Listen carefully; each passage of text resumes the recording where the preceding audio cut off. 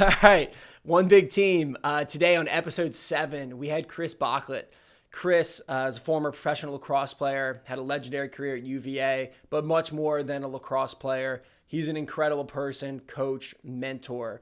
I got 3 pages of notes, things that I'll be using, just a ton of inspiration in Chris's conversation. He talks about overcoming a recent traumatic brain injury and what that process was like, the community that rallied behind him. Really an amazing story. And Chris as a person just brings a ton of great insight and inspiration into our conversation. So I hope you all really enjoy it and get a lot out of it. Now, if you guys can help the team out, right, it would mean a lot if you could subscribe to the show.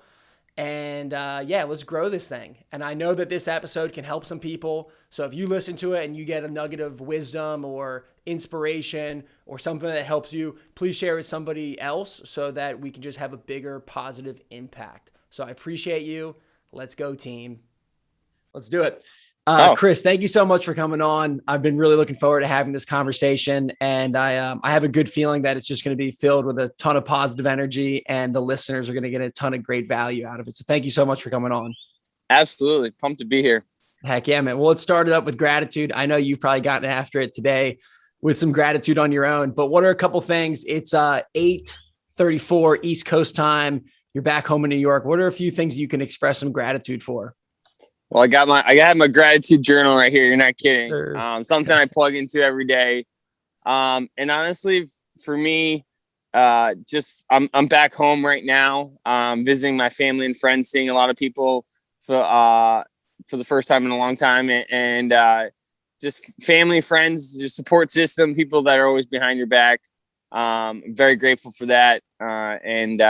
And memories is one that I keep bringing up. Like, I cherish my memories. I think we're going to talk about that later, but memories I always dive into, and I'm just like so grateful to like have them, you know, and I bring them up a lot more than I'm like, you remember that time we did this? Remember that time we did this? Like, and I saw my grandma yesterday, and she has dementia. So I was one of the reasons I'm in New York right now, and I'm walking her around, and you know, she wasn't quite speaking very much at the time. And so I was just bringing up all of our memories that we had, and my memories of like the best times, you know, of her when she was younger. And I always remember her. She was a good looking grandma, and like had drinking her Pepsi and her makeup on. And I'm like, you were the coolest to me. Like, you're so beautiful and amazing. And I'm, you know, pushing her in a wheelchair and just bringing up all these amazing times and things that I'll remember forever. And so I think memories are really special. Yeah. So I'm and super grateful for them. I love it. Well, we're going to come back to gratitude. As I said, I got to be more intentional about giving the listeners or allowing my, you know, guests to give a background, because I keep skipping over because I could go right into gratitude. But can you give us a little background? You know, just on where you grew up, your playing career, professional career, and, you know, just the main points so far of your life. 100%. So I'm from Westchester, New York. I have 2 older brothers that are lacrosse players and lacrosse professionals as well, and a younger sister who's a lacrosse professional and player. I went to the University of Virginia with my sister. My other brother, Matt, went to Johns Hopkins, and we're all very competitive people.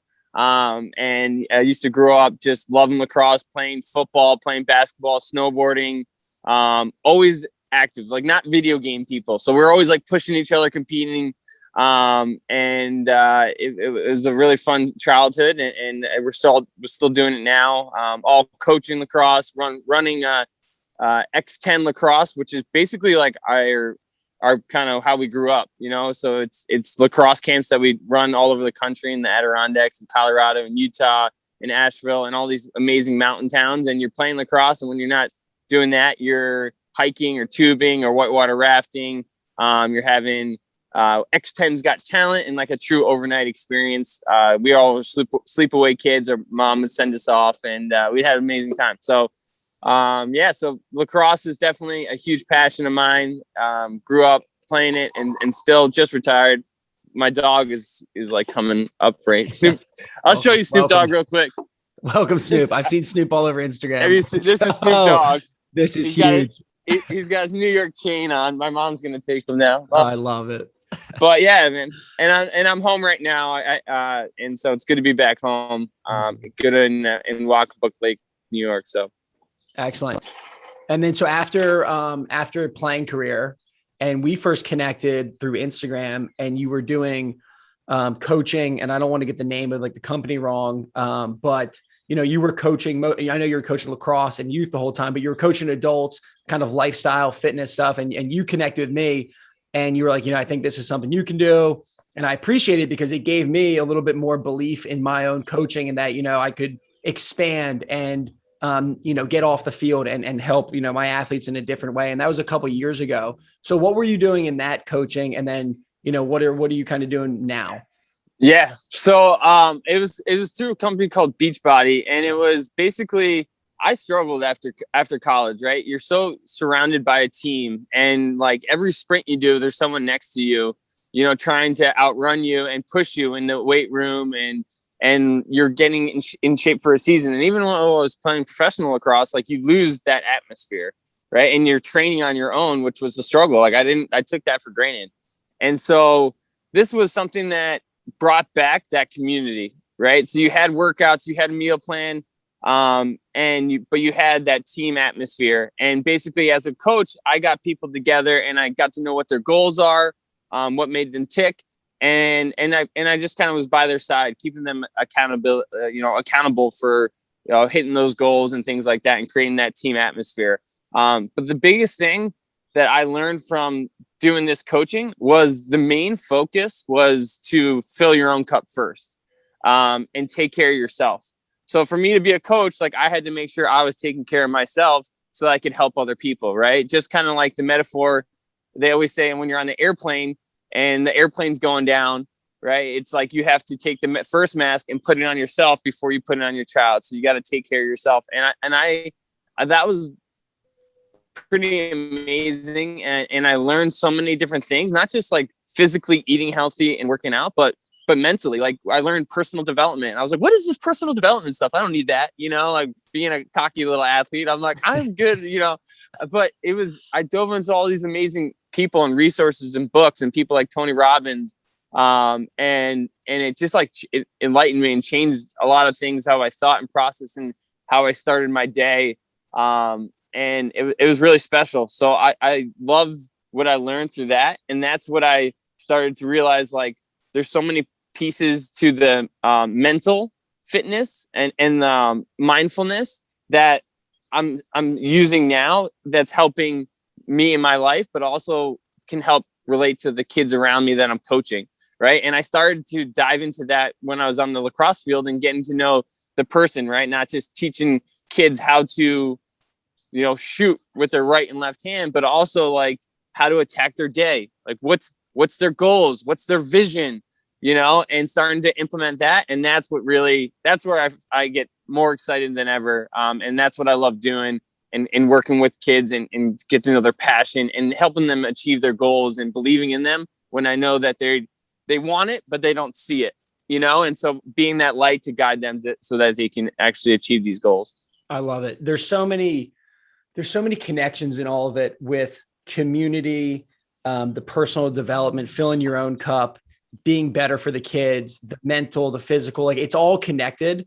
And I think what you're talking about is, over the years when you're doing the coaching with Beachbody, the personal development, you're connecting with people, and it's just coming together and making you the best version of yourself. And then it's a lot easier to help people do the same when you're living that, and it's really amazing to think about how all of those things connect. And I know we had a conversation yesterday.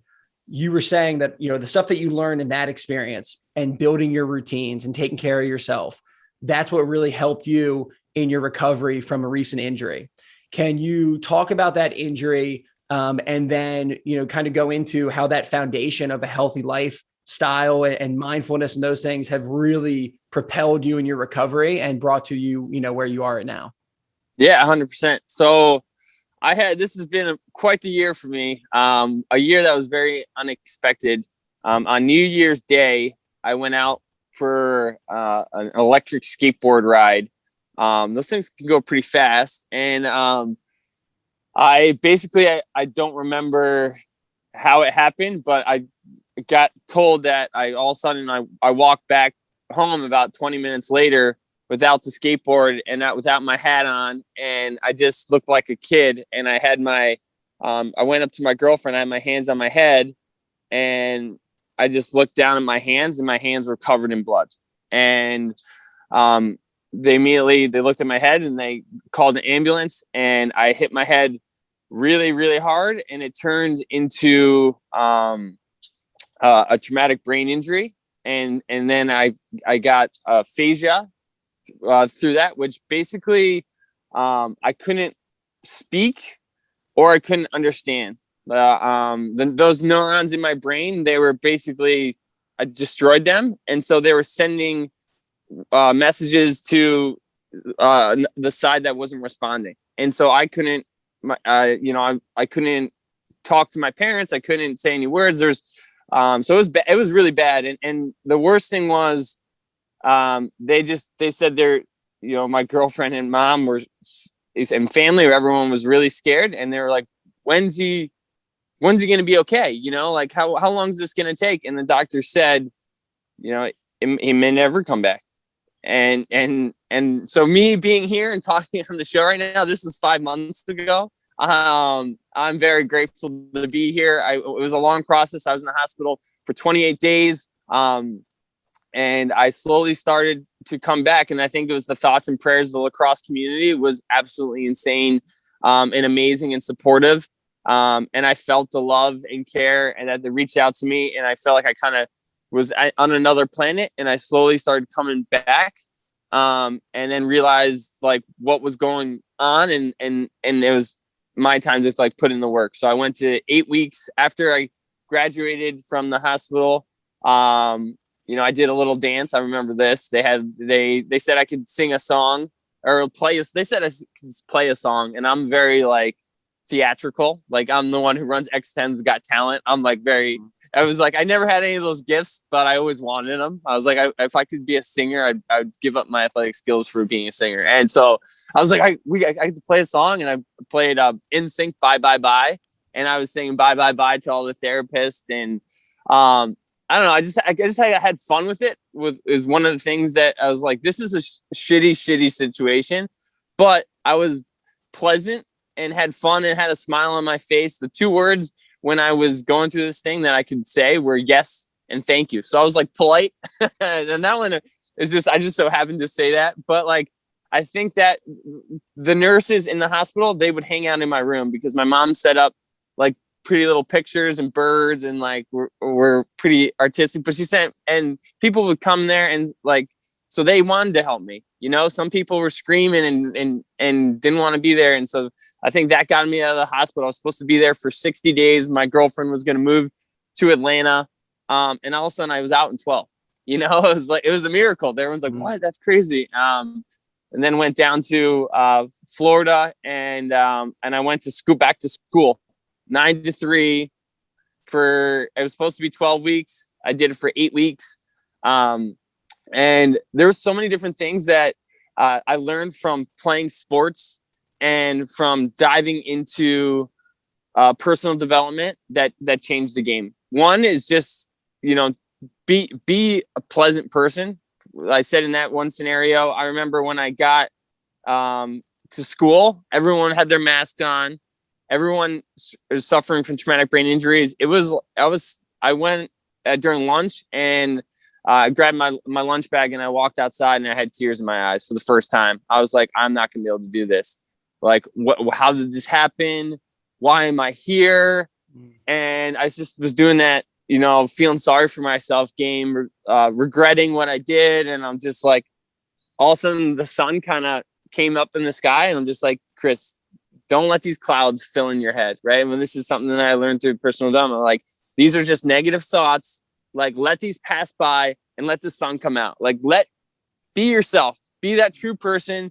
There's a lot of people in here. I think that I know I need the help, but there's other people that I can be a light for and shine for, and like, do what you do best. Like, bring out your best self. And so I had a little speaker that I brought, like thinking I was going to go to like this party school, and I had this middle speaker, and I went into lunch, and I turned on music, and was playing tunes, and everyone was looking at me like, who is this guy?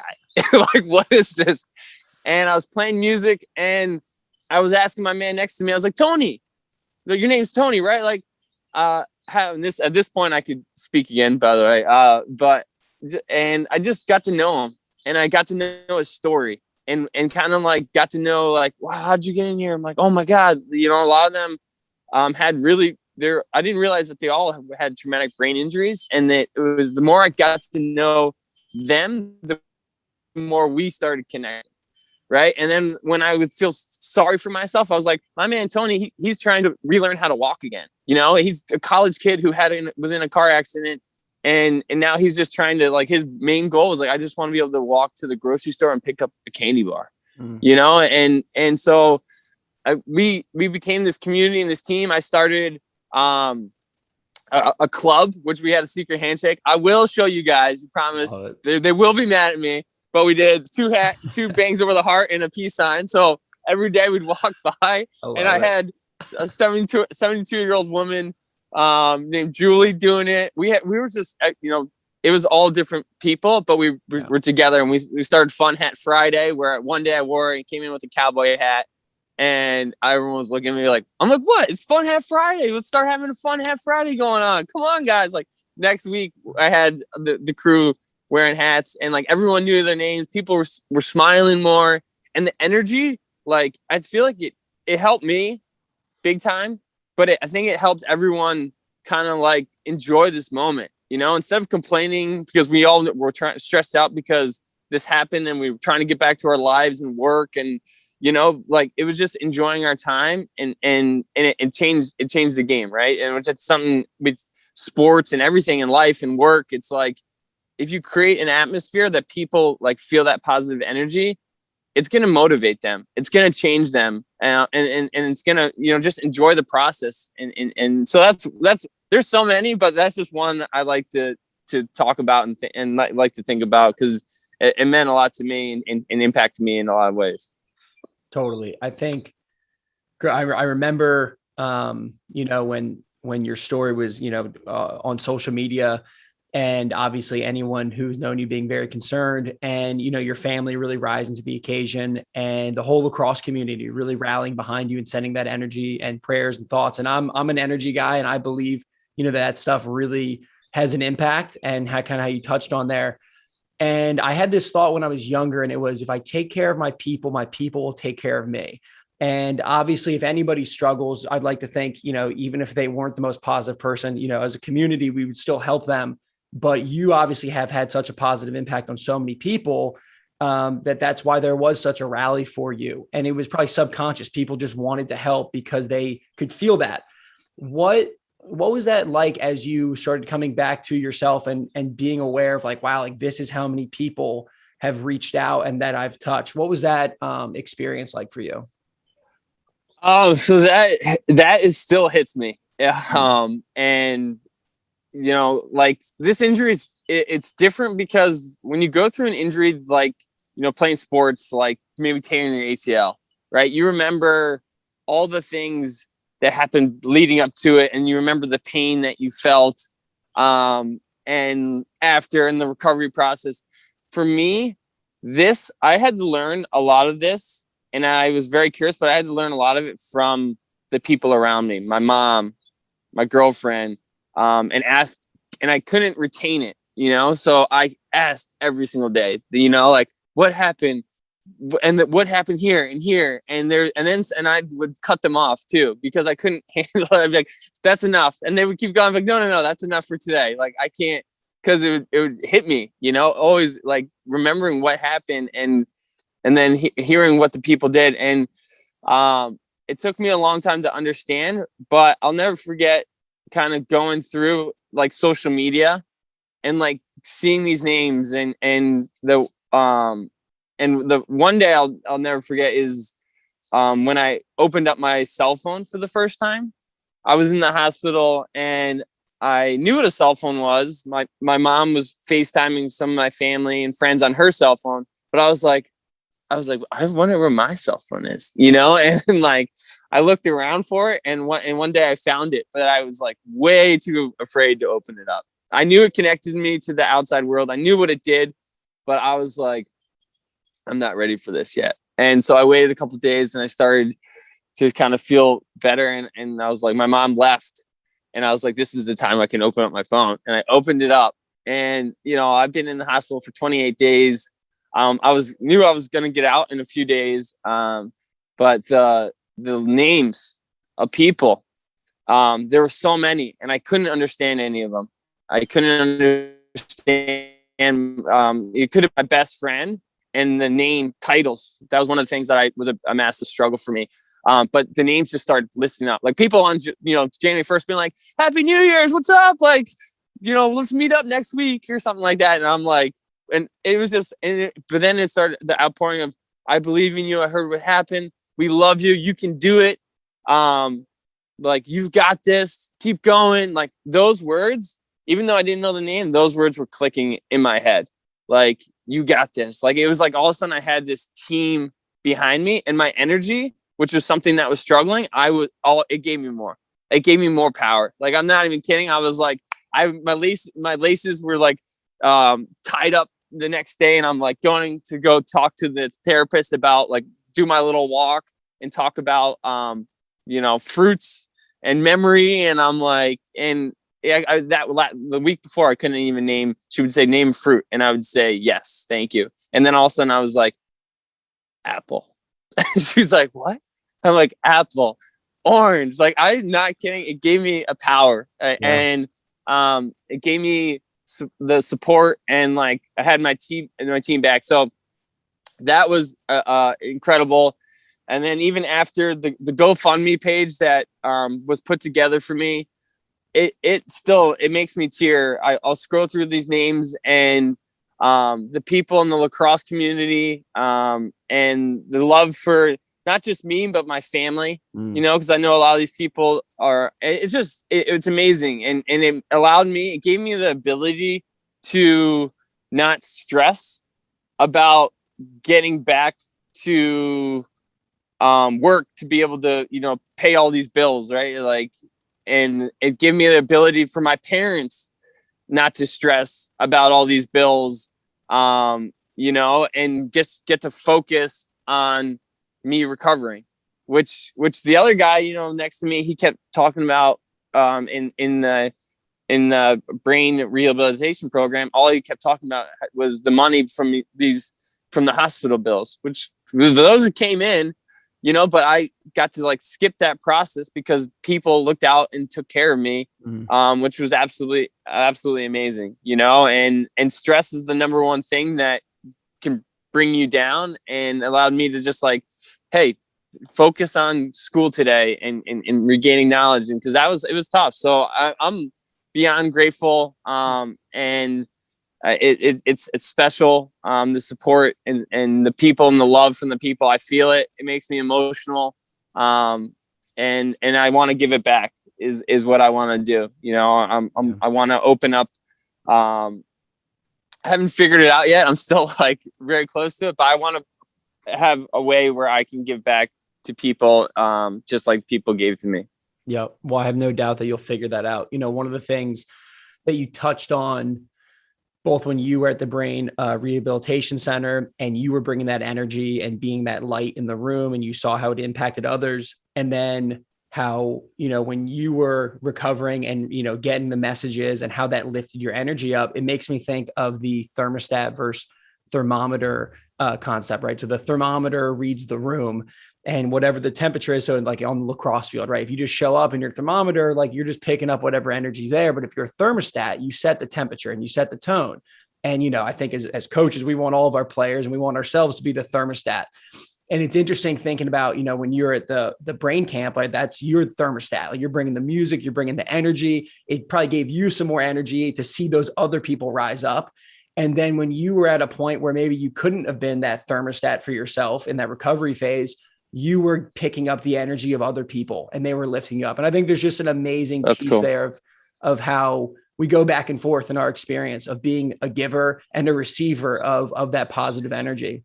There's so many incredible things that you shared in that. And I think we could probably talk about community. And I think it'll be a theme that we'll continue to talk about in this. But let's go now into just lifestyle, because even before your injury, and I know now you've been really committed to a healthy, impactful, positive, grateful lifestyle. And that's one of the main reasons I wanted to start the podcast, is to share those routines and habits and stories of just general happiness. So, I mean, this is something you've been living for a while. Let's start with the morning routine, right? And it could be pre-injury or post-injury, but what are some of these things that you're doing every day to be grateful and to be happy, and physically and mentally, relationships, all that stuff? I'm with you. Yeah. The morning routine now is like, it cannot be touched, like I'm like I need to have my sleep. I need my 8 hours, which has been a huge thing. I'm like, I have my little watch to make sure I like check in. I'll be like, okay, yep, 8 hours. Perfect. Today's going to be a good day. And like, let's start the day. And that starts with, breathing, like going back to the basics. And breathing was something that I learned. And Wim Hof breathing is a guy that I love, because he has a little technique that, I used to do before sports games, to make my body alkaline. And it's kind of like a little competition where it's like 4 really deep breaths, and you hold and breathe out, and then for like 30 reps, and then you hold your breath. And I always like I'm a competitive guy. So I'm like, when it's hold your breath, I'm like, and then you do it for 3 rounds, you could see how far you can, hold it. And then you compare yourself to how you did like that week. So that was huge for me. I remember in the hospital, my mom, I couldn't speak to her, but my cousin, sent me, he's the one who's shown me Wim Hof. And she's like, they were trying everything. They were playing music that I liked. They were just trying to get Chris out and connect with me. And they sent me she played the Wim Hof, and all of a sudden I went, it was somewhere in the brain, like it was connected. And I just like took that time to breathe. And I started breathing when I got out of the hospital. Like every day I wouldn't get out of bed unless I did this Wim Hof breathing, which is still the case today. Now I like moved to like a really nice spot. Like the reason why I'm outside, I'm like, this is a perfect area to do my Wim Hof breathing. And so that's huge for me. And also, like I said, my gratitude book, a lot of times, like I took an EEG, which basically they sleep deprive you. Instead of, I had to, to measure, they pretty much try to give you a seizure, because I had seizures when I had my accident, and now that's the biggest worry. I'm not driving right now because they don't want me to have a seizure again. So the EEG, they try to sleep deprive you, or they do sleep deprive you, and then they make you take this test, and they put flashing lights and all this stuff. And in my mind, I'm thinking about all the things I'm grateful for. I don't even know if this is a real thing, but I'm like, I'm passing this test and I don't want a seizure. And I'm just going in my head, like, I'm grateful for my mom who drove me here. I'm grateful for my family, and like going into detail, thinking about all these people.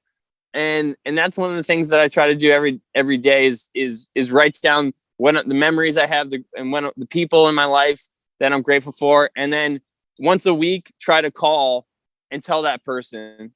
I've done it to my coach, my high school football coach, and other coaches. I'll just call them out of the blue. I'm like, hey, Coach Clark, like, I just wanted to let you know, like, you've taught me so much more than beyond the football field, and I appreciate everything you've done for me. And I think of you, and you're in my gratitude session. You made it, like I told my grandma when I was walking her, I was like, I do a lot of gratitude, and you pop up all the time. Like, I think about you. I just wanted to let you know, and just out of the blue. So gratitude is definitely a huge piece of it. I followed this path. It's called Savers. So it has, and it just titles all the little things you're supposed to do. And one is silence. And so once I do a meditation, I usually like lie down and just kind of listen to the birds. For right now, you got birds chirping, all the nature in the background. But just kind of take it in, right? And just be present. I think that's the key to that one, and just take it all in and enjoy it. And then the A for Savers is affirmations. Just telling yourself, like, you're a badass. You're a rock star. Like, you are positive. You are a light. You are energetic. You can do anything. You believe in others. You are a supporter. You can, anything you want to be, you tell yourself, right? It's like we have so many thoughts that come in, and if we just listen to those thoughts, like those can be negative. A lot of them turn to be negative, right? But if we tell ourselves, like direct our thoughts and kind of control our thoughts, right? And it's like, for me, when I was in the hospital, I wasn't telling myself, I'm going to be in the hospital for a long time. They're like, you're going to be here for 60 days. I'm like, no, I'm not. Like, you're going to be in this program for 12 weeks. I'm like, I'm going to get out earlier. Like, I'm just like telling myself, I'm not listening. I'm telling myself, and programming those thoughts in my head, because that's what matters most. I mean, you're the creator. You're the one that thinks it. And so affirmations are huge because it's just telling yourself what you're going to do. V savers for V for is visualization. And this one was huge. And this one, I'll credit my high school football coach, because I was the quarterback that like was a lacrosse player at heart who didn't really remember the plays. Like, I'm like, we have a game tonight and I still can't remember the plays. And I'm the starting quarterback and like captain. And I'm like so nervous, I was like, and he would have us go in the gym before games, and he would have us lie down and he'd dim the lights, and he'd walk us through the whole, walking over to the playing field, the national anthem goes, the kickoff, and seeing. And I just like, some people would like mess around and I was like, no, I've never done this before. What is this? But I started to see it, and I like saw the plays, and I saw them good or bad. And like, I was like, wow, I feel like when the game started, I was like, I already walked through this. I've already saw it in my head. And it's changed. I was like the most laid back quarterback, but like just driven, and like I didn't get emotional. I wasn't worried, and took my nerves away. Once that, national anthem went in, I was like, okay, game time, and I already did all this, and got the kind of like the nerves out. So that one was huge. And there's one I work with kids all the time with, and it's having that vision and like getting to know, like, put your vision out there, like let other people know what your vision is, so it like holds you more accountable to your vision, so that one is definitely big. And then exercise, like I actually don't like working out. I'm not gonna lie. Like when I'm doing it, I'm like, oh man, this is tough. This is challenging, but I love how I feel after, right? There's no better feeling than when you get an amazing workout in. And so like, and I'm a competitive guy. So it's like, if I can play any sport or activity, like I want to do that for the rest of my life. And I understand like staying fit is the key to that, stretching, yoga, mobility. That's what I want. I want to be able to do all the things forever. So exercise is super important to me. I love how it makes me feel. And then what is it? I think that's it. There's savers. There's an S at the end, but I'm kind of blanking on what the S is. Reading and scribing. Oh yes, I love it. Yeah, you're right. I love Hal Elrod and savers. But yeah, go ahead. Talk about reading and scribing. So reading is kind of where the personal development comes in. Finding a person. Right now, my guy is John Gordon, the energy bus. He actually lives in our town, and I reached out to him a while ago, and I read his book, The Energy Bus, and I was like, man, this guy, like, I'm vibing with everything he's putting out there. I love the energy and bringing the energy to people. And I actually messaged him out of the blue. He's like, he's a Long Island guy. He's the lacrosse guy. He lives like 5 minutes away from me. I was like, if you ever need anything, like a ride to the airport, like I will do it. I'll just like, I know this is weird. And I was like, just let me know and I'll drive you and stuff. And then it turns out, he later on, after this whole thing went down, he connected with me. We walked the beach, which is his big thing, is like taking walks where he kind of gets his gratitude and his process. And later on he asked, and I told him, we had some connections, and before my accident, I got to meet him and told him like, I want to be you. Like I want to be able to bring the energy to people. I want to be able to speak to people and motivate people. And then after the injury and everything went down, he texted me one time. He's like, you want to go talk to the JU men's lacrosse team? And I'm like, I didn't want to say no, but I was like, John, I start my 8-week, like, brain traumatic injury school for speaking, on Monday, and you want me to do this Saturday, like speak in front of 52 people? Like, I'm learning how to speak. But I was like, you know what? Yes, I do. And so he picked me up. So instead of me driving him, he picked me up. We drove. We spoke in front of the JU lacrosse team. I have no idea what I said, but it gave me this like energy, and I was like, wow, speaking is like powerful stuff, and it was special. So guys like him, I'm plugging into and listening to. I'm more of a listener. I'm not really much of a reader. But what I'll do is I'll listen and read at the same time, and then there's no distractions there. And then scribing, I have a book, and I'm always writing like my big picture goals down, and like, especially now, with my brain, like there's a lot of speed bumps still, with like when I sat down at the computer and wrote down emails, or started to write emails. I was like, oh my goodness. Like, I was never good at this, but this is not easy. This is tough. And I started getting in my own head, and like, so I had to I was like, all right, I'm going to take a little break. This is break time. Your brain only needs like an hour of work, and then you take a break. I do like push-ups or like go on a little walk and stuff like that, and get back to it and able to do it. But I map out my day more than I've ever done. So like when I'm scribing, it's all about my day and listing out, what do I need to do? What's the main one? What's the hardest one that I'm probably going to put off because I don't want to do it? And like eat the frog. And that's my A. And like, that's what I'm going to do. And just have to be really organized on how I'm going to attack the day. So. Yeah, that's absolutely incredible. And yeah, Savers, I'm pretty positive Hal Elrod, is the creator of just that, the program, and it's amazing. Yes. And a ton of the people that I listen to and subscribe to follow that model. And I mix in my own little routine, but that is a great one to go off of.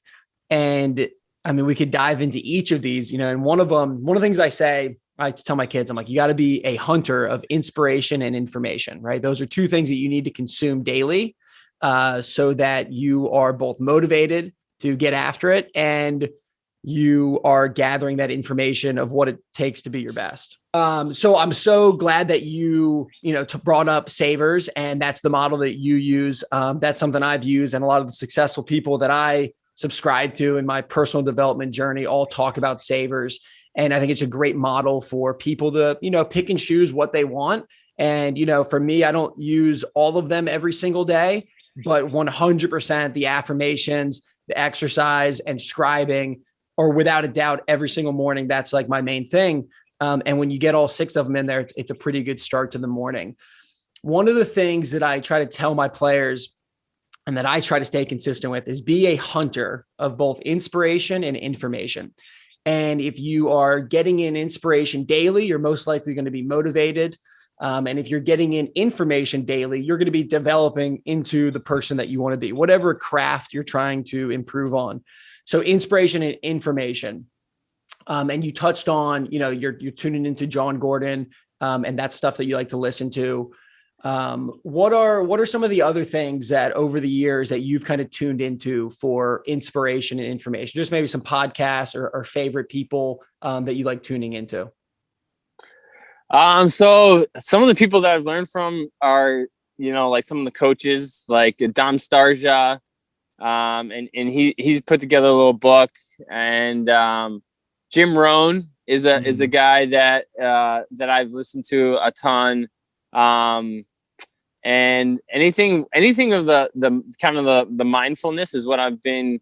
People who speak about mindfulness, I get really excited right now, because I'm like, we were talking about Brian Kane, the other day. He's a guy that I've heard a lot of great things about, and he's the newest guy that I just subscribe to his teachings, because I just there's so many different. I love the different references and ways to describe it. Like my brain, I need like things simple.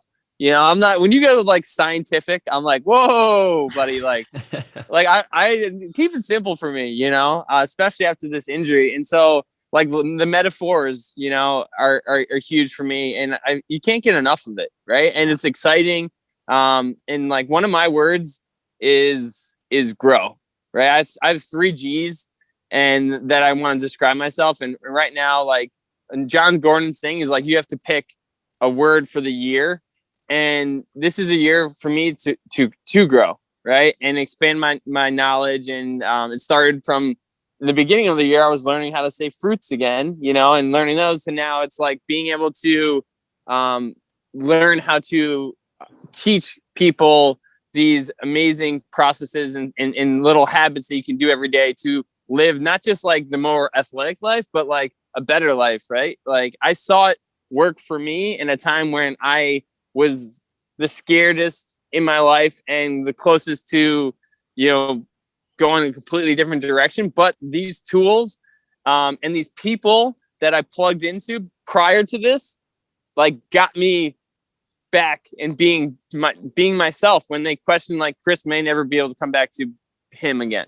Right? That's scary. Like, not what? You're not going to be able to, like, all of a sudden one day I just am in the hospital and I'm like, you're not going to be able to speak again or know who your family are. Like, but these things and these little habits, like, I saw it work because I had them already stored up here. But now I'm just like, I'm going to go full on in and learn more and grow and to kind of continue, because it's about creating energy. It's about being a better version of yourself, about how to sharpening up tools and skills that you have already. And so it's a lot of it's important things. It's life-changing things for sure. Yeah. And then, I know you subscribe to this mentality. It's about developing yourself so you can better serve others. And there's something so special about that relationship of filling your cup and then being able to pour happiness in others at a higher level. It's something so special about it. And then the other piece about savers, right? And you touched on affirmations. And when we had a call yesterday, you'd mentioned, kind of like the mantras on your mirror, right? And the things that you write down. And what Brian Cain would call that the strategy of signs of success. It's one of the first strategies that he'll teach, which is, okay, you want to become a more organized person. You want to become a more high energy, positive person. All right, well, then start putting signs of success everywhere so that you can see it every day. And it'll be little reminders. And then eventually it just seeps into your subconscious mind. So I know you said you had stuff on your mirror. So what are some of those written out affirmations or signs of success that you have and like to go back to? Yeah. So I have it in my office. I have this mirror, which is like my working out mirror, which I used to use to like make sure my form was good and be like, oh, check out the biceps. But now I'm like so past that. I'm like, dude, this is my internal mirror.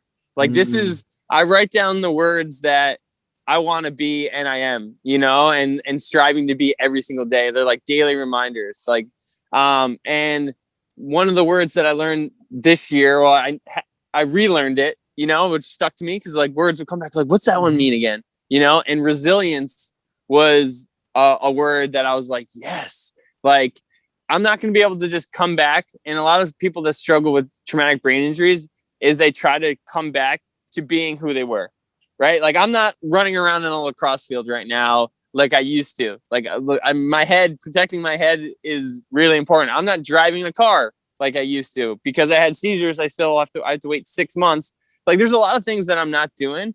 But there's a lot of things that like I realized because of this injury and like saw the light, and they're kind of like the way I like to think about it is like being in the woods, right? And you're like lost in the woods because kind of like when you have this accident like this, all of a sudden like there's a lot of unknown, right? How to take a step forward, where to go. But all of a sudden you realize that you have a little flashlight. And then you have like a little bit of light. Like, so all of a sudden I had this light of like, okay, I want to get healthy and fill my cup so that I can be able to teach people my story and how I can pour into and teach people how to do it themselves and pour into other people, not in a traumatic brain injury situation. Like, I hope that never happens to anyone, but like in life, when life gives you like trouble or knocks you down, right? Like how to get up and follow the light. So, resilience and doing that is on there, and finding that light, and doing it. And I have the 3 G's, which are grow. And that's like my theme, my word for the year is like grow. I'm just trying to like every single day wake up and become a stronger person, right? With all the mindfulness, diving into that physically. I mean, I lost like I didn't eat for 5 days, so I lost like 20 pounds.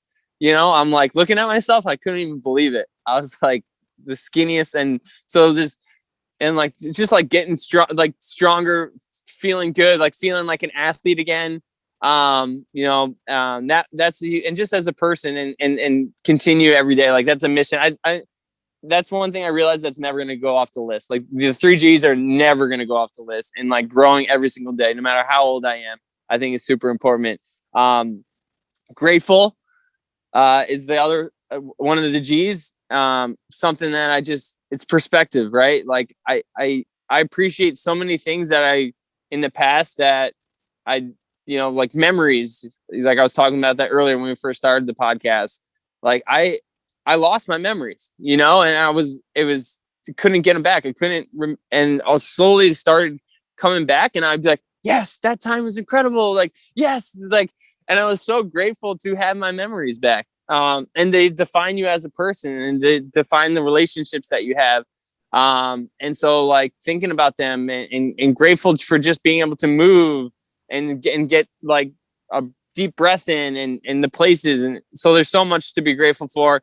And if you, if you don't take it in, then you don't, what do you have? You don't have anything. So it's making sure that you're grateful for what you have. I heard a quote the other day. I'm going to try to remember it, but this is one thing I'm terrible about.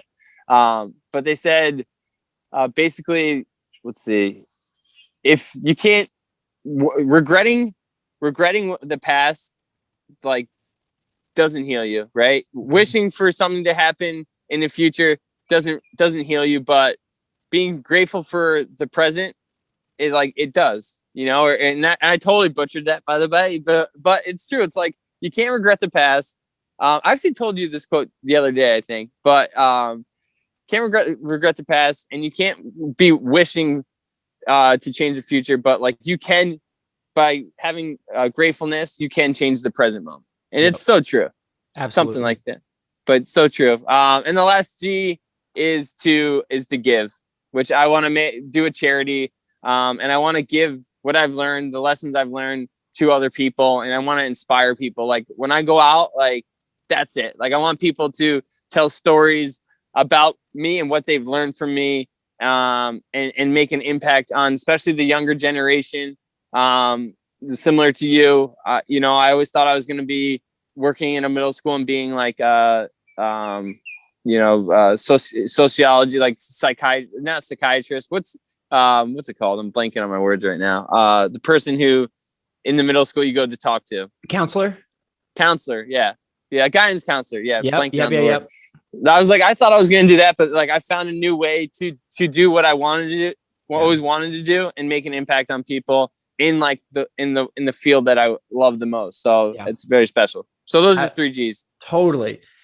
I'm going to highlight 2 of the things that you touched on, because my hope is that someone's going to listen to this. Multiple people are going to listen to this, and they take these strategies, right? So one, the internal mirror, right? You have that space in your home. That's a sacred space. You go to that mirror, and it is about who you are trying to become on the inside. And you write down very clearly who it is you want to be and how you want to think. That's a strategy, and it works, right? Like that will work. It's proven, right? The things that we're reading, the things that we write down, the things that we speak to ourselves, if we do that daily, we are going to change our behavior in the way that we think. So I love the internal mirror. And also it creates a space that you can go to each day in your house. So I hope somebody can use that. And then also just the 3 Gs. I hope one of my players listens to this and goes, oh yeah, I'm taking Chris Bocklett's 3 Gs, grow, gratitude, and give, because you know what? I want to grow in this, this summer as a player, mentally, physically, spiritually. I want to be grateful and be in the present moment. And if that guy can go through this traumatic injury and come back and be so happy and in love with life, well, I definitely can do it being a little bit stressed out with these things in my life, and then giving back. And if younger people, and then there are young people that give their time and give their time to, and are generous with their time and doing those type of acts, but we could always use more of it, and being intentional about service to others. So I wanted to highlight the internal mirror, and then your 3 Gs, because I 100% believe that they will help a lot of people. And it really is sometimes that simple, to just get clear on 1, 2, 3 things that you're trying to work on. And, and I always ask players who are getting ready in the recruiting process, right? I say, all right, say I'm a college coach and I go, so like, what are you about? How are you going to respond? And, some kids will be like, oh, let me think about it. And it's something you should think about. And if anybody asks you like, yeah, what are you about? And, if a kid said to me, kid getting ready for college goes, well, right now I'm really about these 3 things. I'm trying to grow. I'm trying to be grateful and I'm trying to give. I'd be like, I'm giving you the scholarship is to you, my man. Yeah. All right. I want you. Yeah. I want you, man. Like, oh, you don't have a left hand. I don't care. You don't need one. Like, get on the team. So I think it's important for anyone at any stage to have clarity about who they are now and who they're becoming. So I love that. Let's dive into mentorship. And we touched on it a little bit, but who are some of the people for you, the coaches in your life, maybe at different stages, and you can highlight some specific stories or whatever it is that have really helped you grow and given you perspective in your journey. So who are some of those mentors for you? Yeah, I think I have a big list of mentors, because you're right. Like, as you grow, those mentors start to change and other people kind of come into your life that, in new places. So for me, it started out with my 2 older brothers. I was like the third and the younger brother who just watched all their games, and they had a massive impact on my life. Like, my brother Matt was at Johns Hopkins, and I was trying to decide, and I just saw Hopkins and I just saw Virginia.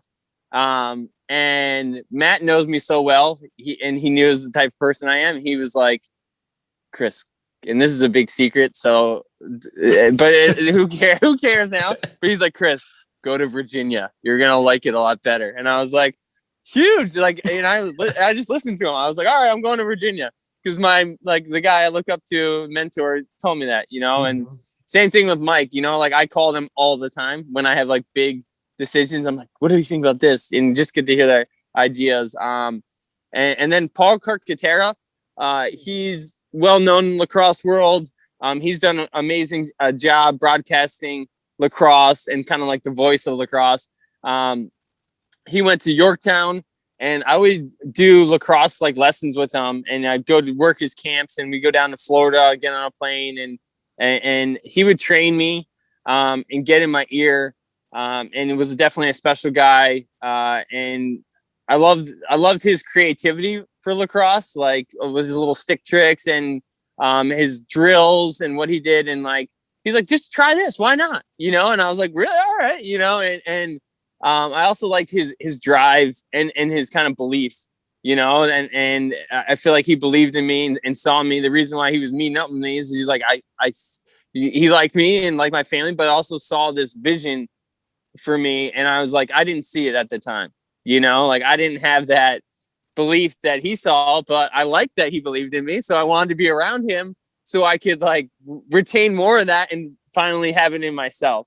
And that was really special. He was a huge guy, made a massive impact in my life, and one of the people that I called after this and talked to him. And it's kind of changed. I mean, I had my coach at UVA, Coach Van Arsdale.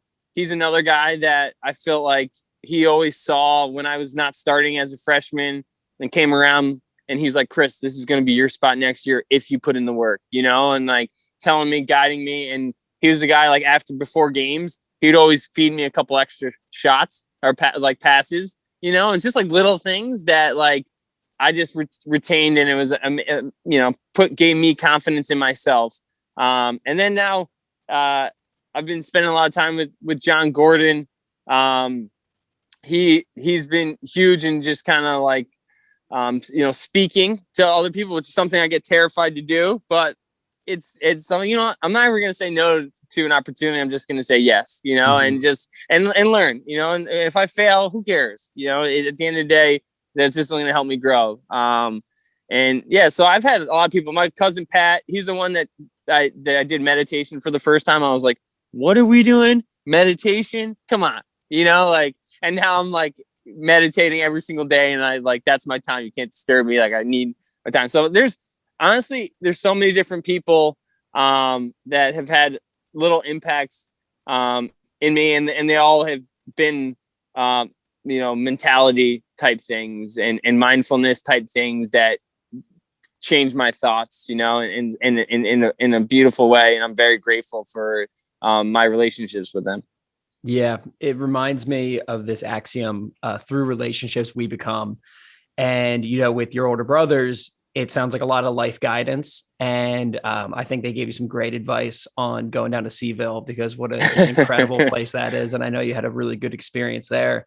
And then with, Carcaterra, instilling that belief in you. And I think we'll come back and talk about what it's like for you to be a mentor now. But yeah, that's a huge piece of the mentorship, is they can see, what we do now for players is we can see their potential before they can. And our job and our duty is to help them see it for themselves. And once they do, then they've moved up in their journey, and they're moving on and taking ownership of those things. So that's a special side of mentorship. When you said about Coach Van Arsdale and him kind of giving you maybe some technical coaching and mentorship, like this is how you're going to play. And then providing the clarity of, if you do this, you will get this. Yeah. And that's another side of this, like the guidance that coaches and mentors can provide. And then your cousin, like giving you meditation, like introducing you to something new, and giving you a different experience and a different perspective, which is another thing that we can get through relationships. It's so powerful. Flipping that, how fulfilling is it for you to be on that side now, in your career and just as a coach, and really who you are and how you embody these things? What's it like, being a mentor, and what's, some of your focuses with that now, and just where are you right now as a mentor? Yeah. So it's kind of one of those things. So I started to do it a little bit last year, where I did a ton. When COVID hit, I did a bunch of different lessons, and my favorite thing as a coach, and here's my brag for the day. I was a team coach. Like I loved it all, but like writing plays and different, and like reading in a defense, like, yeah, I mean, I was good at it, but like, it wasn't like my passion, my passion was, I always loved going to practice early to meet one of the guys, and like a player that really wanted it. And I always found one, like, and would meet him before practice, and I would like talk to him, and I get in his head. And like, there was I moved around a lot when I was coaching, and there's 3 different teams that a senior who's never won an award before became an All-American that senior year. Because for some reason, the seniors are the ones that, okay, I want, like, I was looking for someone who wants to do this, like, and let's go to work. Let's, and it was all about mentality, and it was really fun to see. And so I was like, I did a lot of lessons, but I was like, I always want to do that, what I did with those kids. And I found a player in Jacksonville who was a stud player. And I went and I asked him, like, he went off for the summer, and then he came back, and I asked him, where are you going to school? Like, what's the deal? We're like, let's hear the list. Like, I was genuinely excited. And he's like, oh, like, he didn't have any, and I couldn't believe it. And that's when I was like, all right, it's time to go to work. Like, we're going to do things, like, you might not understand why right now, but we're going to do it. We're going to dive into it. And I had all the things that I've learned, put it into like a package, from personal development to, what to eat, and from the Beachbody stuff was a lot of nutrition and fitness, to breaking down some of the film, watching that, directing them, but breathing exercises, and really just kind of like getting him to have that vision, right? I had this belief that he didn't have in him, right? Similar to how Carcaterra, and I saw it, and I wanted him to have it, because everyone was telling him he's too slow, or not too slow. Sorry, he's really fast. He's too small, and he's like a role player, and it bothered the shit out of me. I was like, no, he's not. Like, you can't label him as that. I asked him, like, do you see yourself as this? And he's like, no. I'm like, then why would you label yourself? Like, don't let other people label you. It's just time to change this. Like, let's go. And I loved it. I loved the whole, everything about it.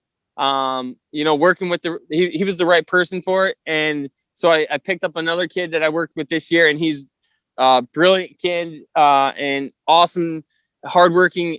He just won an award for school, and he got to bring a mentor, and he brought me, and I was on stage, and I'm like giving him a hug, and I'm like, this is what I want to do, like this is, and after my my injury, I was trying to find my light, and trying to find my vision for myself, and it's other people, connecting with other people, like talking to other people. When I was down in energy, when I would have a conversation with someone, it would, just like when I spoke to JU, it gave me energy. It like brought something back. So it was like, just follow this path, right? And connect with other people, get to know them, and like help them achieve their goals. That's what I want to do. And this mentorship. So it kind of came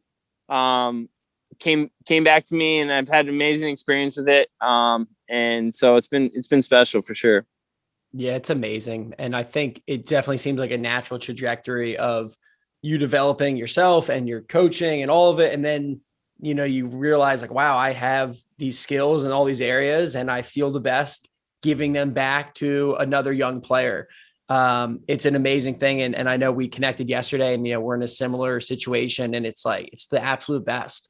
And yeah. I love it. I'm so happy that, you're having that same experience. And I want more and more coaches to, go in this direction of really an awareness of, wow, okay, I'm not just this coach. I have a massive impact on these young athletes' lives, and then committing to developing the skills to help them at a greater level.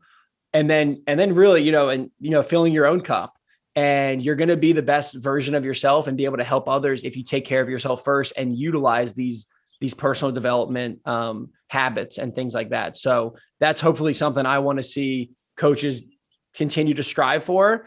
And I also want the coaching field to be for younger players, like people who are coaching right now. And I hear it a little bit more. I hear some kids being like, I think I want to coach.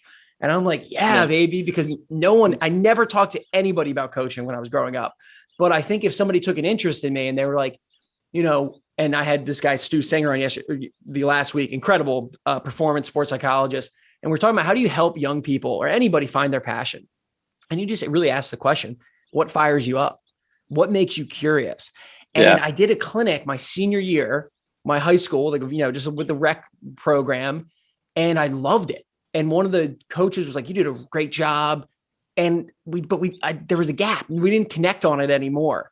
And I look back, I didn't miss the boat. I'm very happy with where I'm at, but I could see there being an opportunity to be like, young Mike, what fires you up? Like, man, working with those kids was awesome. What a rewarding experience. And then maybe I would have gone in a different direction in what I studied in college, or just had more clarity earlier on. And again, there's no like resentment or regret there. I'm very happy with my own timeline, but it's something I want to ask players now when they're younger, like, what really do you love? And I'm really happy to hear more and more kids being like, yeah, I really like kind of giving back to people, and coaching's pretty cool. And I'm like, coaching is pretty cool. And there's a lot of different routes. You don't just have to go into college coaching, or I'm going to be a high school coach. There's a lot of different things you can do. So I'm excited for that. So on the note, go ahead, please. So the kid, his name's Joe Terabeletti, and he eventually after that fall, he went and he played and committed to DU. So he went from zero, and I was so pumped for him. And I was meditating and in a park with people walking around and all this stuff. And I just found out that what he wants to study in school is sports psychology. Wow. Like he's like all in. I'm like, let's go. I was so fired up. So he's going to intern for me this summer and go around to do like X10 and doing, and there's a huge leadership part to that, right? Yep. It's having these kids on their own, no screen time anymore, and getting to know other kids, and like growing and having conversations at the table, like connecting, everything. And so I'm excited for him to be able to tell his story and come around and like grow. So I'm with you 100%. Like, yeah, it is. We want more of it. Totally. It's like good. It's good energy. So I'm with you. Yeah, let's keep building the energy up. So then I think like last probably section here, and then I'll let you go. But coaching, and I want to talk about X10 lacrosse camps. And over the years, I've seen you all posting about them, and they look like the best camps around. And the other day you guys posted a video. It was like, we're looking for coaches. And I was like, I got to get in, but I looked at the dates, and the dates would be tough for me. But I was like, God, like that looks like so much fun for me to be a part of, not even being a player. And I'm not knocking some of the other camps in the region, but I've had parents be like, what camps do you do? And I'm like, I've sent them to X10. I'm like, this is the experience. And I don't know if you're looking for the sleepaway right now, but this is the one right here. Can you talk about X10, doing that with your brothers and your sister, and the components of it, the growth of it, and just it as a whole? Yeah. So X10, it's special because it is a family run. We all do it together. We've been doing it for 10 years. I'll never forget the first year where we had this idea, and my brother Mike and my mom played a huge role in growing this camp. And it was just like, we that's how we learned lacrosse, is like, all right, pick your camps for the summer, you go. And there was a couple of them that I'll never forget that I, like, after going to them, I hid my stick from my mom. I was like, no, I'm done. I know I have 2 more coming up, and I'm out. Like, and this is my favorite sport. It's just because it was like 3 hours of sessions and 3 times a day. And when you're not playing lacrosse you're in the dorm, just sitting there, it was like hot. I'm just like, I'm done, And so we wanted to do, just how we grew up. We played it all, like all sports. We grew up in like the woodsy areas, being like hiking. So we wanted to create these camps where, and we all did overnight experiences, which we always still talk about. So like, has it all, right? So it's, yes, you're going there.